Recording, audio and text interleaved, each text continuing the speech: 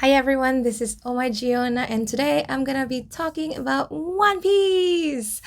For the longest time, I've been wanting to do a video about romantic relationships in One Piece. I don't mean like the OTP, like Luffy, Nami, Nami, Sanji, Hancock, Luffy, Robin, which is my OTP by the way. Um, I've always wanted to talk about that, but in particular, a couple that I really feel strongly about is Oden and Toki. So this video is going to be about that. So I'm going to be talking about why I love this couple, um, their story, and why I think Toki is dead. She's dead. So she's not the person at the end of chapter 1004. Just wanted to say that. Of course, I mean, we're gonna get 1005 on Friday anyway, so we'll find out if this video would age well. So just in case you're watching this and you don't know anything about One Piece, um, like just came upon this video and well, not knowing anything, I'll give you a short background of like the setup for this story. So this happened in Wano. Wano is an island that was based on really early Japan. So they would have samurai and ninja and all that. So Odin, he is a daimyo in one of the provinces of Wano. It's Kuri, and he's the son of the shogun, technically like the leader of the whole country. So he's basically royalty. Wano, like the island itself, they have a rule that people from their country are not supposed to go out, and people from the outside cannot go in. So it's basically an isolation policy. But Odin, he wants to be free. He felt cramped in that place his whole life. He was just this kind of guy who's he's just too big for what Wano had to offer. He wanted to go out to the sea and all that. Um, so, things happened, and he eventually was able to leave the country. And that's how he met Toki, who eventually became his wife. Um, so, what we know about Toki and Odin at this point, Odin, I think he's 27, and Toki is 26. But Toki mentions that her age is 26, but she was born 800 years ago.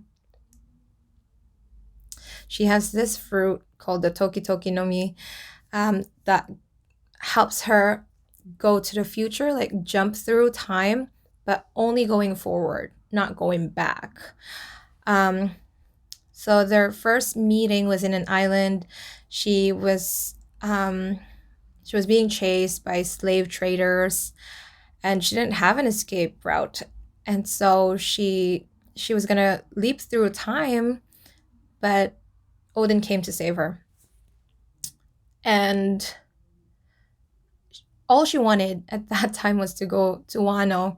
So technically her dream was to go to Wano since she was a child. Like she was dressed up in like a kimono, what they would wear in Wano, but she says that she'd never been there. That's why it's her dream. So I'm thinking, wherever she was born, that's outside of Wano, they've been talking about it to her. Like it's information that's been passed down, like we are from Wano. We're eventually supposed to go back there. That's why she kept trying to go there, even though she had to like jump to the future so many times. It's been 800 years and this girl's still at it. And Odin's dream was at this point, I guess, just to leave Wano and be free. So eventually the two of them got onto Whitebeard's ship and later on to Roger's ship. And they went on adventures. And they fell in love and they had a family. They had 2 kids, Momo and Hiyori. And what I really love about it is that you can see how much they love each other. I would think of Oden as a selfish guy before he met Toki. But when they were nearing like the last island, Toki got sick and she had to go back to Wano and get better there. Oden says, I'm staying too, of course. Knowing Oden, he would want to go on adventures, right? But he was willing to give that up, willing to give up going to the last island, finding everything that he wanted to know about, because he wanted to be there for Toki because she was sick. She was really struggling. And Toki in return says, no, Oden, you have to go. Like, I would want a divorce if you don't go, because she understands just how important that journey is for Oden. And if that's not love, I don't know what is. Their willingness to give up their dream for the other person and knowing how much they want to achieve their dreams just makes it so much more meaningful. And even after Oden went back, after his journey with Roger, he went back to Wano. And with like all the Orochi stuff, like with the 5 years that he was dancing naked in the streets, looking like a fool without any explanation, Toki did not leave him. And Oden was even saying, like, don't you just want to divorce me? Like, you could find somebody else. Like, I'm just a pathetic fool. And like, she would get mad, like, why would I leave you and stuff like that. I don't think Oden told her anything about what he talked to Orochi about, but she stayed there with him, even though it was tough. It was a tough life. Okay, so now this is why I believe Toki is dead, like for good. She's gone. She's not coming back. It was because of like a conversation that they've had before. Oden was saying, you know what, Toki, you would achieve your dream if you jump just 20 years into the future, because he found out everything when he went to Laugh Tale. And he probably just said it because he cares, he understands how much Toki wanted to achieve her dream. And he says, just go ahead and jump to the future. You can do it, and you would find what you have been looking for all this time. But Toki she was mad. She's like, you're not getting any food tonight. And I didn't get it. And so from that, I think it's because Toki wants to stay there with him. Like, her dream is now second priority to her. Her family comes first. And when Oden died, there was this letter that he wrote to Toki, and she was reading it. And it was about, if I die, there won't be anybody who can defeat Kaido in the 20 years. But after 20 years, people would come to the new world, and they would be the ones to defeat Kaido. And let me see my notes here. He says in the letter, I want you to use your power, Toki, if I should die. And then Toki rips the paper. So we don't hear what the rest of the letter was about. But I believe that what Oden wanted to say there was, if he was to die, Toki was to use her power to take her family, Momo, Hiyori, and the Scabbards, jump to 20 years later and, fulfill what the Kozuki clan was trying to do all these time. But Toki ripped that paper. And to me, that's her rejecting what Oden was saying. Like, I'm not gonna do that. I'm not jumping 20 years ahead and leaving you here. And then when Kaido was already attacking Odin Castle, was trying to get to Momo, there was a panel there when Toki told Momo, "There's a way you'll be able to get out of here." Her exact words were, "I'll see to it that you can get away." So she was already planning for them to escape, you know, but she says that you can get away. She didn't say we can get away. So she wasn't including herself to the people she will send to the future. So what happens next was she sent Momo, Kinemon, Raizo, Kanjuro, and Kiku to the future. Hiyori stayed. Komatsu took care of her, and Toki was left there. And what she did was she went to, I believe, the capital, and she did her prediction thing, that the thing that Orochi is super scared about, like about the 9 scabbards and all that. At first, the manga made it sound like it was a prophecy, that to scare Orochi or to predict that somebody or like these people would come and get you. It sounded like that the first time we heard it. But when we saw it in a flashback of like where we actually saw Toki, when she said it, it actually seemed like she was just talking to Odin. And when she said, "You are the moon, unafraid of the dawn," or something like that, by the moon, she actually meant Odin. And like how because Kozuki is like the crescent moon, like that's their symbol, right? So technically Odin is the moon, who still hasn't seen the dawn because he died there.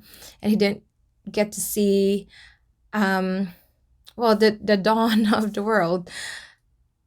And then Toki asked the moon to cast its shadow upon these like 9 red scabbards in the time of 20 years from now, and you will know the brilliance of the dawn. So I believe she was talking to Odin at that time. And during this time, she had a monologue as well. She says, "I fled here from the past, Odin. I always thought that if I jumped to the future, someone would pull through for me." So that was her dream. She was chasing after something, and she wanted someone to be there to be able to fulfill like the greatest desires of her heart. And she met Odin. And if you think back to the first time we saw Kinemon and others time traveling, Kinemon asked her, like, "Come with us. Why is it just us that you're sending to the future? Why don't you just come with us? We know you can do it, right?" But she said that she would stay. She says, "I have reached my destination." And Kinemon asks, "You mean Lord Odin?" And I believe she just smiled. So here she says it directly, that the thing that she's been wanting to arrive to, like that place, that destination, she realized it was Odin. That's why she didn't want to like jump to the future to find that dream, because to her, she has already reached it. So I don't understand why people still says Toki is alive. From everything that I just talked about, there's evidence that she's dead. She stayed there. And also after she said like her prophecy, there people were saying, because like Orochi and Kaido's men were there, and of course they would attack her, and the townspeople were like, "Lady Toki," and then there was like a thud or a thump. There was a sound effect of something or someone falling. So I understood that as somebody attacking her, like either shooting her with an arrow or a gun or like slashing her or something. But she fell. She fell, so she died. And so yeah, I'm like honestly really baffled how the main consensus among fans is that Toki is alive, and it just never occurred to me.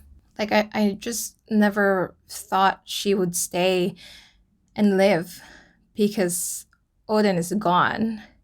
Well, if Odin was still alive, then that's a different story. But I do believe that he's dead as well.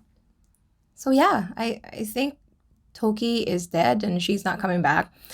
I get the reasoning that they showed her with a scar and that's something that would reveal her identity in the future. So we would find out if it was her or not. Like, yeah, I get that. But I think it's just it just shows how much she wanted to protect their child from the attack, and so she used her body to shield Momo, and she got hurt really bad, and that caused Odin to be really mad as well and go after Orochi. I thought the scar already served its purpose, probably not gonna come back. So yeah, saying that, I think the end of 1004, it's Hiyori who's there. It's because of like the hair, and I admit it does look like Toki. There was one panel in the flashback with like that same face structure and like the hair and how it was drawn. But I mean, Toki's dead, so it must be Hiyori. But yeah, I think that was just me rambling about One Piece, which I always do anyway. But yeah, I will have this video uploaded, and who knows, maybe Friday my theory of Toki being dead would die. Who knows if this video would age well. But yeah, that's just what I think. What do you think? Is Toki dead? Is she alive? Why? And who do you think is that person at the end of chapter 1004? We'll find out hopefully on Friday when the manga comes back. But yeah, thanks for listening to me ramble about how much I love One Piece. But yeah, I'll see you in the next video.